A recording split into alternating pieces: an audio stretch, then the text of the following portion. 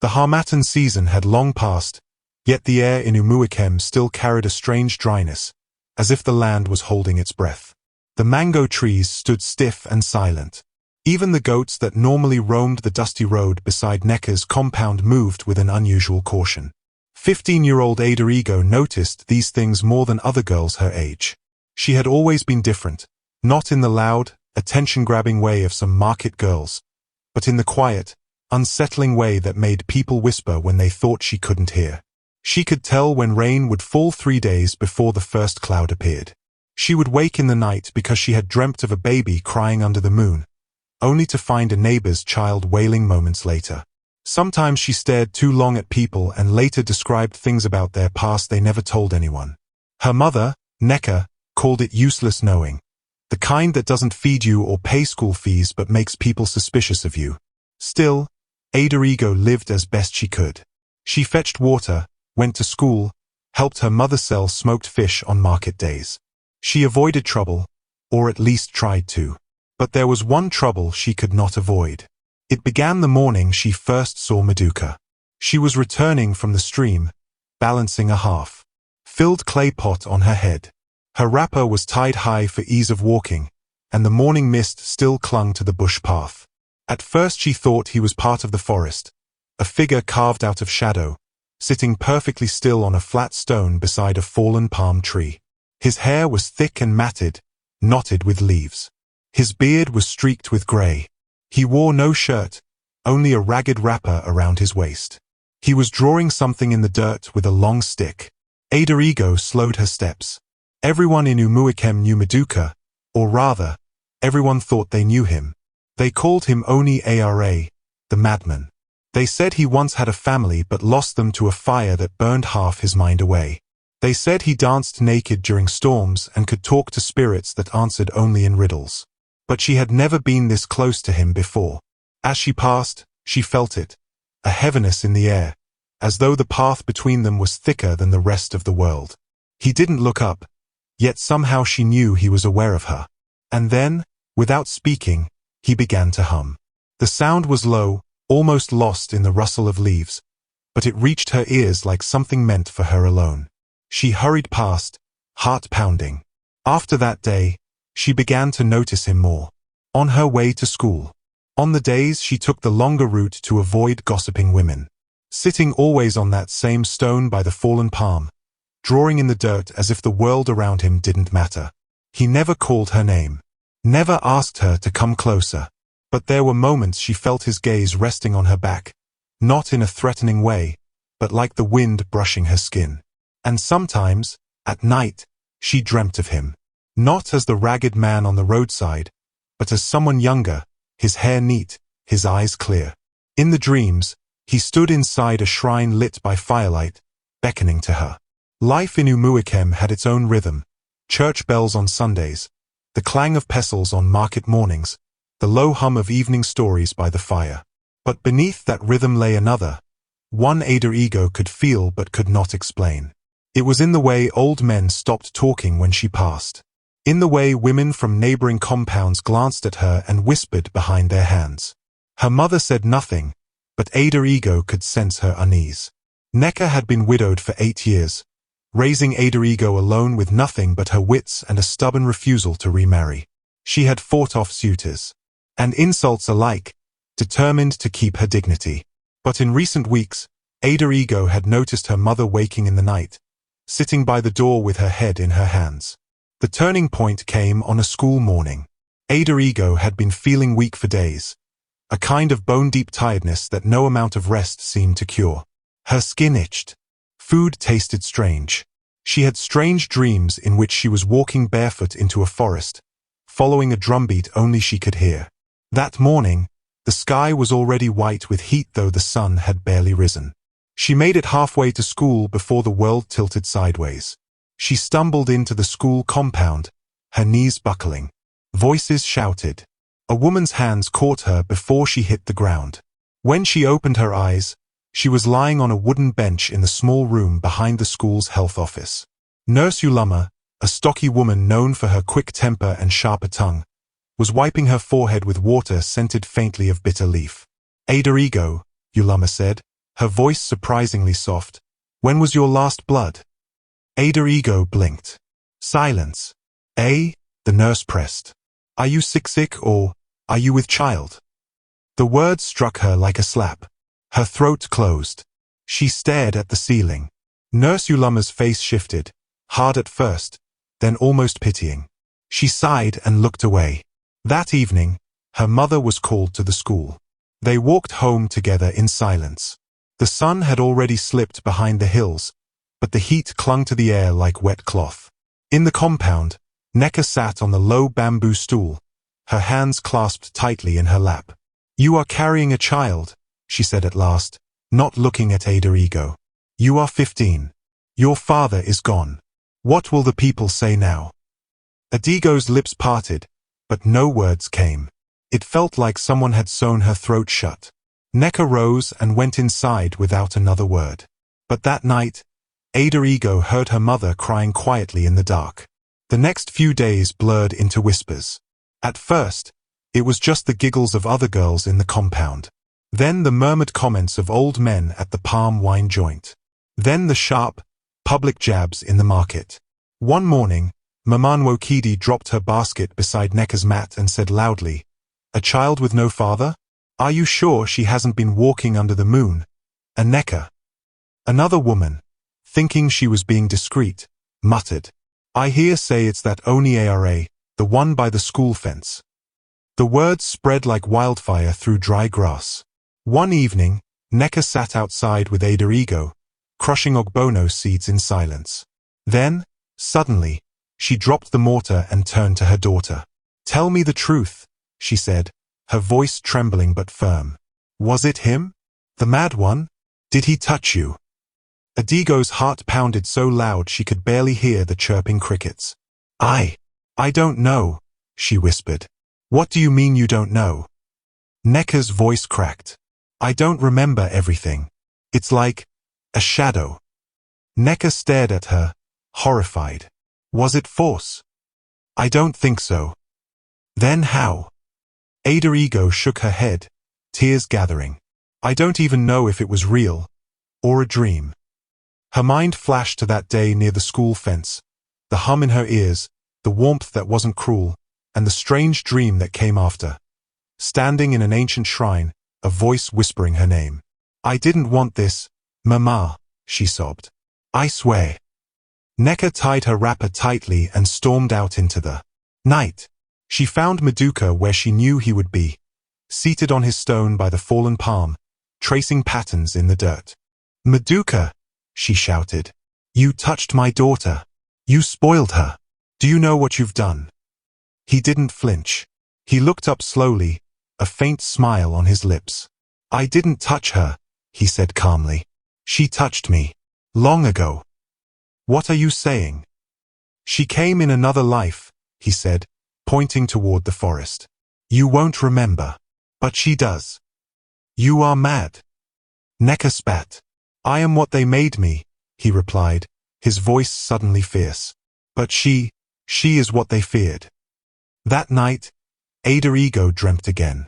She was standing before a broken shrine, the trees around it bending like mourners. Inside, a tall, dark woman with moonbright eyes spoke. You must choose, to bury the truth, or to carry the pain that brings light. Ada Ego opened her mouth to answer, but water spilled out instead. She woke gasping, clutching her stomach. It pulsed faintly under her hands, as if whatever was inside her had heard the dream too. Far away, near the forest edge, Maduka smiled in his sleep. The rooster had crowed twice, but Neka was still seated on the cold kitchen floor, her wrapper loosely tied around her chest. A gourd of palm wine sat untouched beside her, and her eyes, once sharp as a hunter's blade, now looked hollow. She hadn't spoken to Ada Ego since the news broke. Not since the village midwife confirmed it with a single touch on Adigo's flat stomach and whispered, Nwara biyun kik Maduka. Neka had kept quiet, until now. Without a word, she rose, grabbed her headscarf, and stormed out of the compound like a woman possessed. She didn't carry a stick or a knife, but her fury burned louder than any flame. Women returning from the stream stopped to watch. Children chased after her barefoot. Even the wind seemed to pause. Everyone in Umuakem knew exactly where she was going. At the edge of the broken KP shrine, under the twisted fig tree that locals said whispered at midnight, Maduka sat cross-legged in the dust. His eyes were closed. His hands moved in patterns only he understood, tracing shapes into the red soil. He was humming. Not a song, exactly, more like a lament from another time. When Neka arrived, the villagers held back. They formed a quiet circle at a distance, watching her with wide, expectant eyes. She was known for her strength, the kind of woman who chased away masquerades when they scared children. But today, her strength was grief dressed in fire. Maduka, she called, her voice cracking like thunder across dry land. He didn't look up. She marched closer. Maduka, she spat. You think because you wear madness like a second skin, you're above the gods? You think if you hide behind your chants and silence, you can escape this? Maduka smiled faintly. His eyes opened slowly, but they didn't focus on her. They looked past her, beyond her, into a world no one else could see. NWNA ad Nike. But it listens, he whispered. What did you say? Neka hissed, fists trembling. I said, the spirit you carry in your womb has returned before. Gasps escaped the villagers. Even the ones hiding behind the termite mound froze. A pregnant silence followed. Neka's body stiffened. You dare speak of spirits? You defiled my daughter. Maduka tilted his head. His voice was soft but unnerving. Ask the wind that howled the night she was born. Ask the crows that circled her window at 4 months. Ask the mirror she shattered at 7. Neka's lips parted, but no sound came out. Because she remembered. The broken mirror. The night's alter ego screamed and spoke in tongues as a child. The priest who once said, Neka, your child carries a burden older than this land. You bewitched her, Neka whispered, stepping backward. You poisoned her dreams. No, Maduka said. She came to me. Or rather, her shadow did. They never buried me properly. They never gave me rest. And so she came, carrying me in her eyes and blood. He pointed at her stomach. Don't fear the child. Fear what they will do to it. Again. Neka's scream pierced the trees. She picked up a stone and flung it at him. It struck the shrine wall, not him. Maduka didn't flinch. He just started humming again. The villagers murmured. Leave him, one old woman finally cried. He's cursed. He speaks in riddles. But Neka was shaking. Not from rage anymore, but from the horrifying realization that she had no answers. No justice. Only confusion and fear. That night, Ada Ego sat by the fire, watching her mother pace. He said strange things. Neka muttered to no one in particular. He said you carry a returning spirit. Ada Ego didn't react. I dreamt of it, she said quietly. Before it happened. Her mother turned sharply. I was standing in the stream, Ada Ego continued. And a voice said, he is not what he seems. And neither are you. Then a woman in white touched my stomach and said, asterisk what they buried, you carry. Neka's knees buckled. She sat slowly. Later that night, while the wind howled outside, Ada Ego snuck out. Her feet knew the path. Past the stream, past the whispering trees, past the abandoned goat shed where girls used to play Yorubo. She found him seated on the shrine steps. Did I come to you? She asked softly. Maduka smiled, but this time, it wasn't mad. Yes, in another time. Ada Ego knelt beside him. I don't understand any of it. You don't need to, he said. Not yet. But soon, you will dream of the fire. And when you do, follow it. It will lead you home. She looked into his eyes and saw no madness. Only pain. And truth. Back in the village, Neka tossed on her mat. In her dream, she stood in front of a hut wrapped in smoke. Inside, she saw a cradle. Empty. Burning.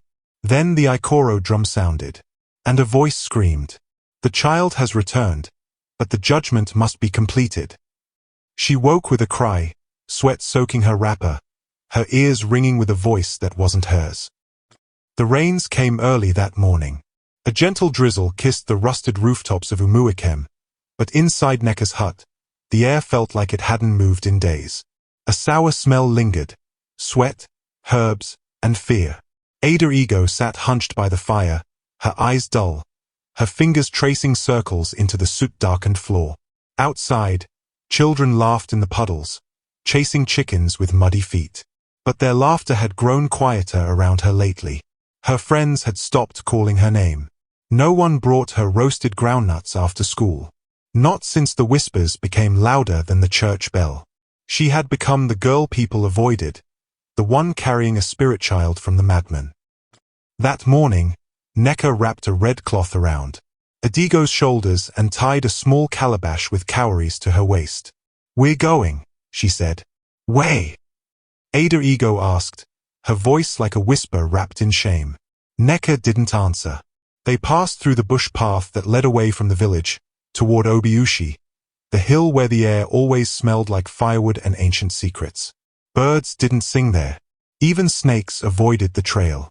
At the very top, guarded by two carved stones shaped like twin lizards, sat a crooked hut with black feathers hanging above the door. It belonged to Dibia Yuzochi, the one they called Oni Nal Anya Na Enio as, he who sees through backwards mirrors. The priest was already outside when they arrived, crouching before a clay bowl that smoked with burning camwood and something else Ada Ego couldn't name. His eyes were pure white, the pupils rolled upward as if he were staring into the realm of the spirits. Without looking up, he said, "Why have you brought the girl who dances with echoes?" Neka gasped. Ada Ego gripped her wrapper. "She needs cleansing," Neka stammered. "She is pregnant, and they say it's the mad one, Madoka. But he speaks riddles and dreams. I fear a curse." Yuzochi sniffed the air, then stood. "No, not a curse," he said slowly, "but a return." Inside the hut, it was dark and damp. Cobwebs trembled in the corners, and on the back wall hung a faded painting of Eek the Python, protector of secrets. The priest gestured for Ada Ego to sit before him. "I will not touch you," he said, "but I will ask the earth to speak." He rubbed her feet with chalk, then tossed 6 cola nuts onto a woven mat. They scattered strangely. None landed face up. Yuzochi frowned. "This is not your first journey here." "I've never been here before," Ada Ego whispered. He looked at her, eyes unblinking. "Not in this life." He turned to Neka. "You did not birth a stranger. You birthed a returnee, an Ogbanj, but not the mischievous kind that brings death. No, this one is sent to complete what was broken." "What was broken?" Neka asked, her voice dry. Yuzochi turned to the calabash and sprinkled white powder across it. Then he spoke a name neither of them had heard before. Anulika. Ada Ego blinked. The name rang like a bell in her bones. "That name is familiar," she murmured. "It was yours, before your spirit returned." The priest stood and began to chant, his voice rising like smoke. The fire in the middle of the room crackled suddenly, and within the flames, Ada Ego saw something. A forest. A shrine.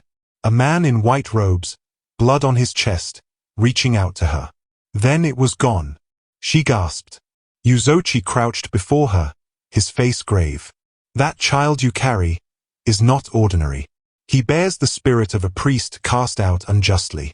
A man once chosen to lead our people but who vanished the night before his anointing. His spirit found you in the spirit world and followed you back." Neka clutched her chest. "Are you saying my daughter was meant to carry this child?" "No. I am saying she was chosen." The priest handed Neka a calabash with black cloth tied around its neck. "Keep this by her sleeping mat. Do not open it. If she dreams of a burning hut, wake her. If she hears drums that no one else hears, follow the sound. She will need guidance, but not from you alone." "Then from who?" Neka asked. Yuzochi turned back to the flames. From the one they call Mad, but whom the ancestors still call by name. As they left the priest's hut, a wind swept down the hill, stirring dust into their eyes. Ada Ego paused, her ears twitching. "Do you hear that?" she asked. "Hear what?" Neka replied.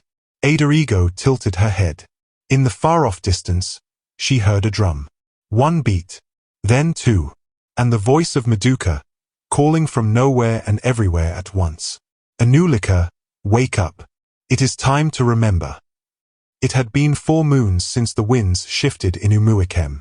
Each day, Ada Ego grew heavier with child, her stomach stretching like the skin of a talking drum. She barely left the compound.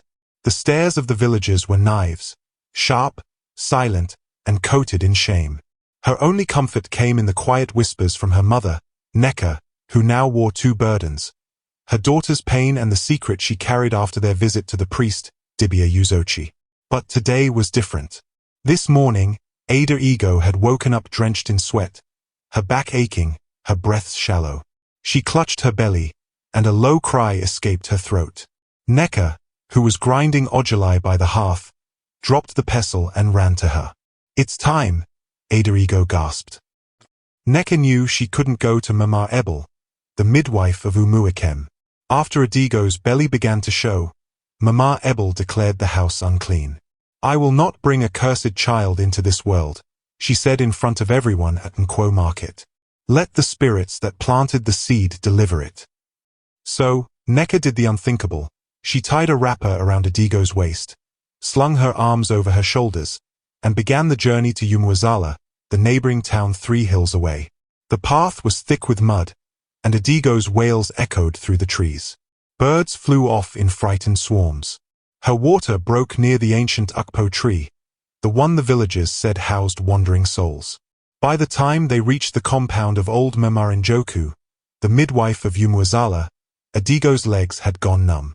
Mama Njoku took one look at the trembling girl and waved them in. No questions. No judgment. Lay her on the bamboo mat. Light the bitter leaf fire. Bring palm oil and a white cloth, she barked. She whispered something into Adigo's ear, something soft, almost like a lullaby, and then she worked. Outside, Neka sat with her hands clasped, chanting every ancestral praise she knew. "O spirits of my mother's mother, let my child live.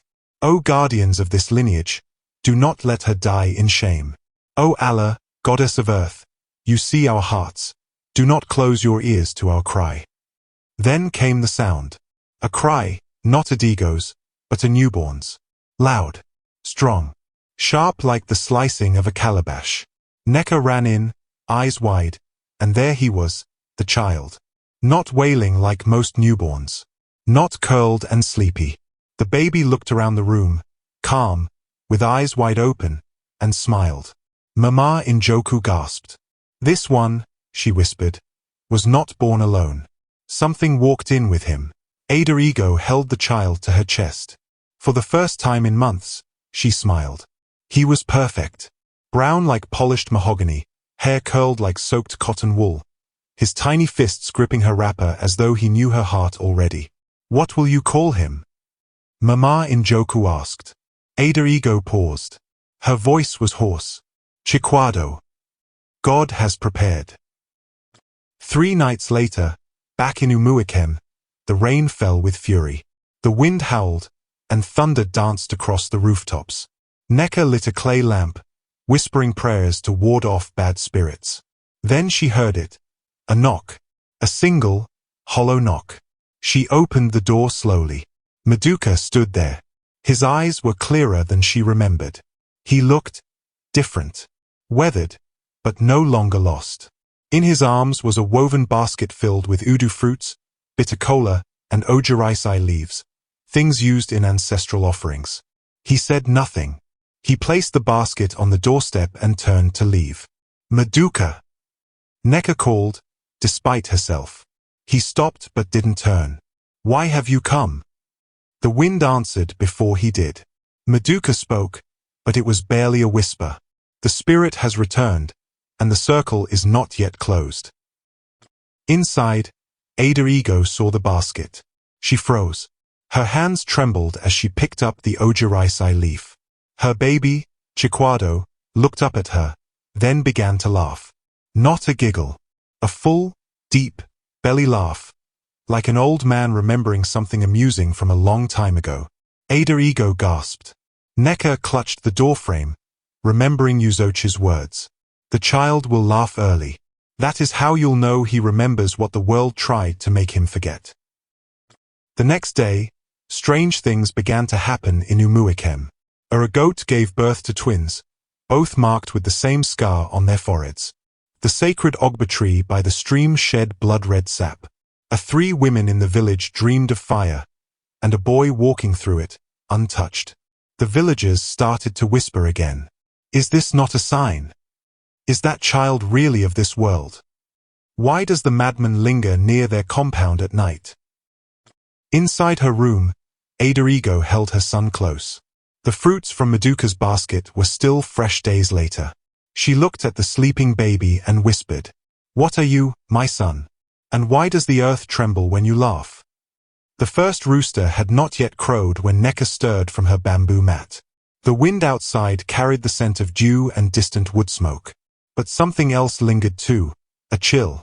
Not the kind that came from cold air, but the kind that clawed at the back of the neck. She rose quietly and moved to the window of their small mud-brick hut. Her eyes fell on a figure seated beneath the Ojiraisai tree just outside. It was him again. Maduka, the mad one. Clad in his usual sack-like cloth, feet bare, hair tangled like forest vines, he sat cross-legged on the earth, unmoving, his gaze fixed ahead, but not at anything visible. Neka's chest tightened.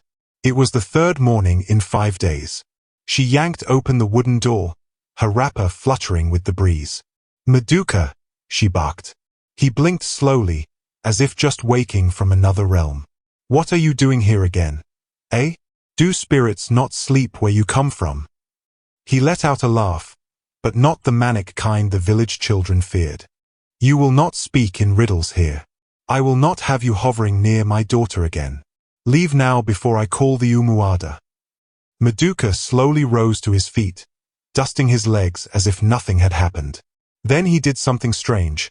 He reached into a raffia pouch tied to his waist and pulled out a carved piece of voodoo wood, shaped like a small baby's face. He placed it gently at the foot of the Ojiraisai tree, bowed, and walked into the early mist, vanishing behind the yam barn. Neka stared at the carving. She did not pick it up. She did not sleep again. That morning, Ada Ego woke to the sound of her baby fussing and her mother pounding yam with extra force. "Mema, what is wrong?" she asked groggily. Her mother turned, her eyes shadowed. "Nothing. Eat. You need strength." Ada Ego looked toward the window, where sunlight touched the Ojiraisai leaves. But her mind was on something else, a dream she'd had the night before. In it, the baby had crawled on his own toward the riverbank. When she followed, Maduka was standing there, covered in white chalk, holding a staff of fire. He did not speak, but the baby reached for him, not with fear, but joy. She said nothing about the dream. Later that day, Neka returned from the stream to find another offering. A cola nut split cleanly in 4 and wrapped in a banana leaf, left at the doorstep. "Mema, did you drop this?" Ada Ego asked, holding it up. Neka snatched it and hurled it into the fire. "These are not gifts, Ada Ego. They are bindings." Ada Ego flinched. "I don't understand. Why is he doing this?" Neka sat beside her, wiping sweat from her face. "He is not well. He walks between the lands of the living and the damned. He carries curses, Ada Ego. That is why no one will touch your child. That is why they whisper." Ada Ego looked down at her sleeping son. "But he hasn't harmed us. And he always brings something, like he's trying to say something." Neka's jaw clenched. "No, you will not allow yourself to feel sorry for him. That is how Ogban's children find their way back, through pity, through loopholes. If he comes again, I will deal with him." But Maduka returned that very evening. Not to speak, not to linger, but to watch. From the edge of the bush, his figure stood still, eyes fixed on the hut, on Ada Ego, on the child. Neka spotted him first. This time, she did not shout. She lit a small fire and dropped dried Inchuanwu leaves into it, chanting under her breath. Smoke coiled upward like a warning. Maduka backed away, slowly. But he was not afraid. He was mourning. Inside the hut, Ada Ego sat motionless, cradling her baby. She could feel the invisible threads drawing tighter. Around her life, a web spun not from gossip, but from the past. That night, she dreamt again. She stood beneath the Ojiraisai tree, her sun glowing like a lamp in her arms. Maduka approached with tears on his cheeks. He whispered, "The child was mine, before the betrayal. I waited 7 lifetimes. This is the last." She jolted awake, sweat soaking her wrapper. Outside, the wind howled. And somewhere, not far from Umuakem, the Ikoro drum beat once. Faint but clear. A sound only the cursed and the chosen could hear. 3 moons had passed since Adigo's son drew his first breath in the thatch-roofed room. The child had grown fast, stronger than most infants his age. His eyes glowed like charcoal before the flame catches. People whispered. Some said the boy smiled too often. Others swore he never blinked. But the whispers stopped, for a time, when Maduka disappeared. And for a while, peace returned. Ada Ego began to take short walks around the compound, and her mother, Neka, no longer slept with a mortar by the door. They thought the spirits had grown tired of troubling them. They were wrong. That morning, the fog clung low to the earth like a forgotten curse. Ada Ego sat on a stool outside, breastfeeding her baby beneath the yew tree, when she heard footsteps. Not rushed like a trader's, not firm like a warrior's, but deliberate, steady, familiar. She didn't look up. She didn't need to. Her body had memorized that rhythm, the soft drag of bare feet across earth, like someone half walking, half floating. Maduka, her mother, who had been slicing okra by the hearth, stood up slowly, cleaver in hand. He emerged from the mist. No chance. No laughing. No wild eyes this time.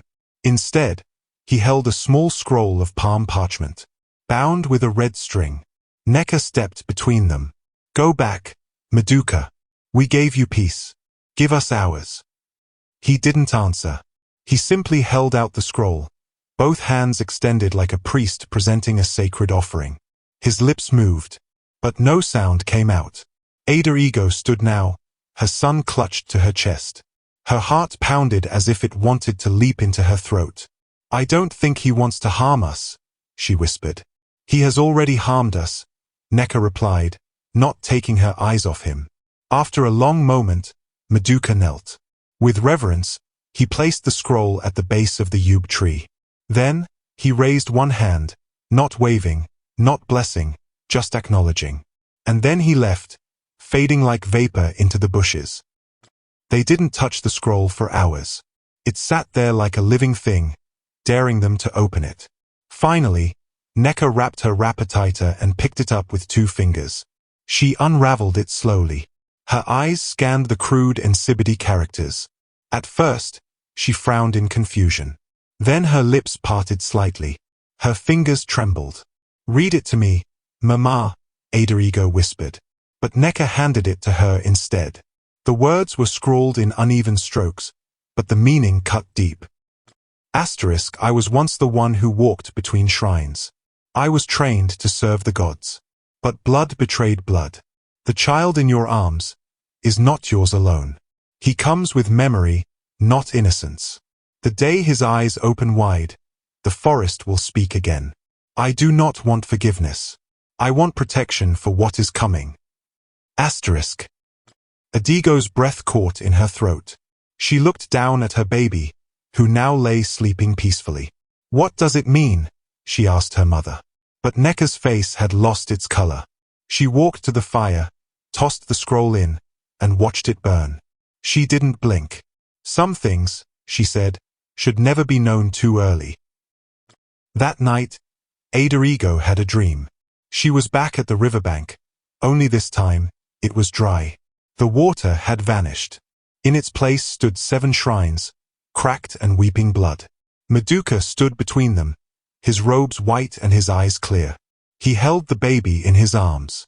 "The child has returned," he said. "But the gods are not ready." A thunderclap shook the dream world. The shrines crumbled. She woke up screaming. The baby didn't cry. He was staring at her, smiling. Thanks for watching part 1 of this story. If you enjoyed this part, please leave a like and subscribe, so you'll be the first to be notified when